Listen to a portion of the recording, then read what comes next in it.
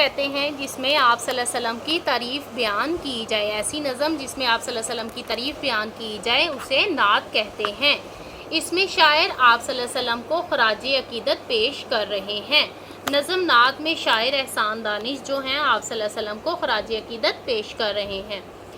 پہلا شعر ہے، دو عالم کا امدادگار آ گیا ہے۔ دو عالم یعنی دونوں جہان، دنیا اور آخرت، امدادگار مدد کرنے والا، یعنی نبی کریم صلی اللہ علیہ وسلم کو یہ کہا جا رہا ہے کہ وہ دونوں عالم دنیا اور آخرت کی مدد کرنے والا آ گیا ہے۔ امین آ گیا، امین امانت دار، آپ صلی اللہ علیہ وسلم کو صادق اور امین کا لقب ملا اور آپ لوگوں کی امانتیں اپنے پاس رکھتے تھے، اسی لیے آپ صلی اللہ علیہ وسلم کو امین کہا گیا۔ امین آ گیا یعنی امانت دار آ گیا، امانتیں رکھنے والا آ گیا، غمگسار آ گیا ہے، تکلیف کو مٹانے والا آ گیا، دکھوں کو مٹانے والا آ گیا ہے۔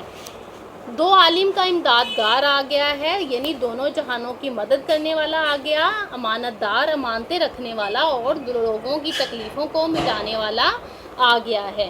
پہلے شعر میں کیا بتایا جا رہا ہے کہ دونوں جہانوں کا مالک، آپ صلی اللہ علیہ وسلم کو دونوں جہانوں کا مالک کہا گیا ہے۔ قرآن پاک میں بھی آتا ہے کہ آپ صلی اللہ علیہ وسلم کو دو جہانوں کے لیے رحمت بنا کر بھیجا گیا۔